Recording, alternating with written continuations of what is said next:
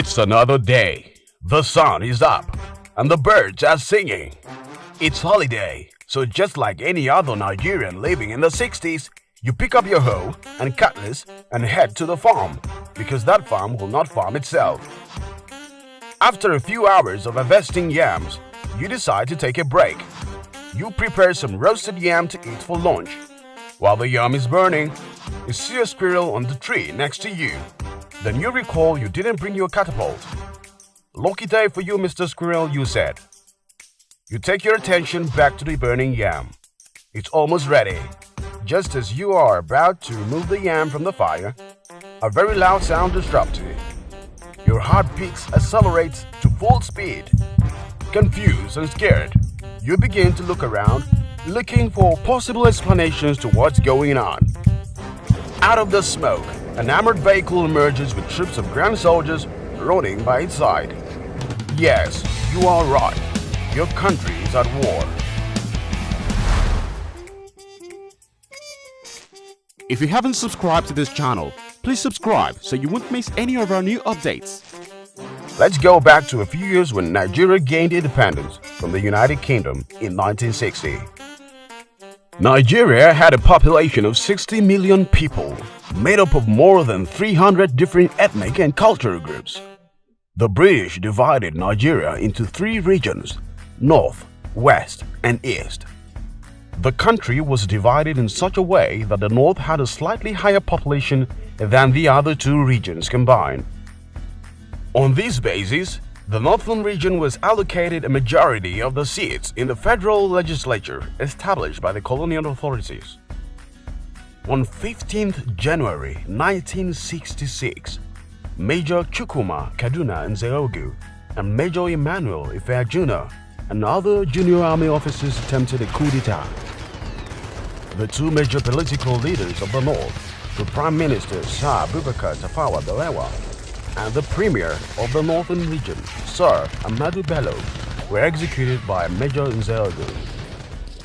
The coup d'etat succeeded in seizing political control in the north. It failed in the south, especially in the Lagos-Ibadan-Abeokuta military district, where loyalist troops crushed the revolt. Apart from Ifeajuna, who fled the country after the collapse of their coup, the other two general majors and the rest of their military officers involved in the revolt later surrendered and were detained. A deep federal investigation began. The military took over power. Colonel Dumaju Ojukwu became military governor of the Eastern region. Lieutenant Colonel Yakubu Gowon became the supreme commander of the Nigerian Armed Forces.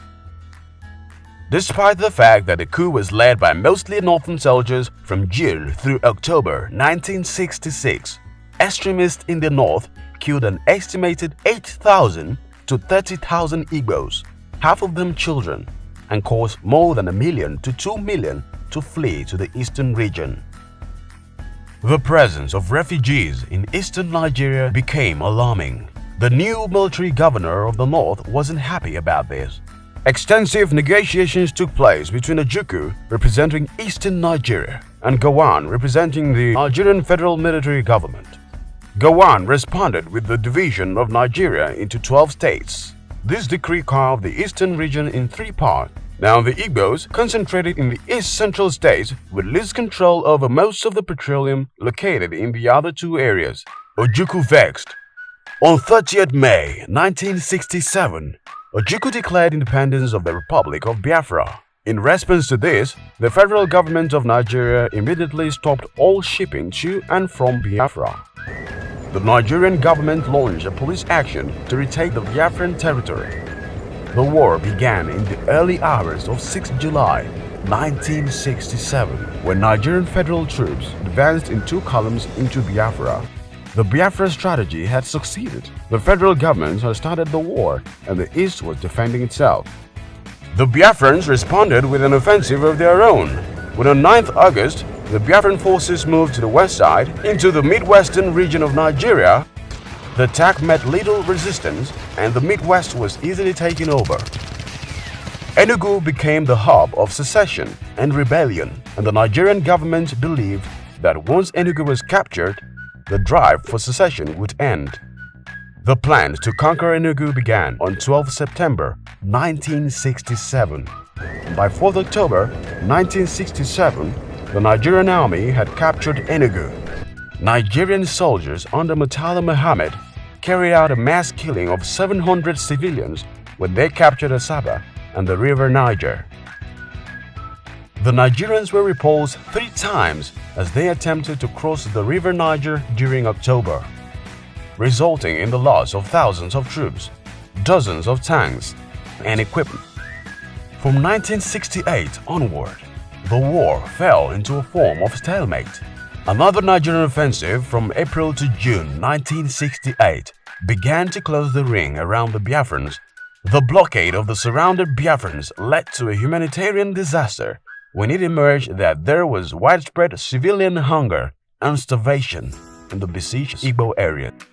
With increased British support, the Nigerian Federal Forces launched their final offensive against the Biafrans. The final Nigerian offensive, named Operation Tailwind, was launched on 7 January 1970. The Biafran towns of Owerri fell on 9th January and Uli on 11th January.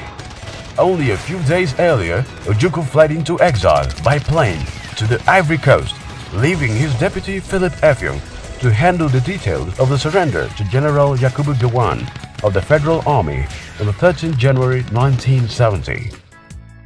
The surrender paper was signed on 14th January 1970 in Lagos, and thus came the end of the Civil War and renunciation of secession.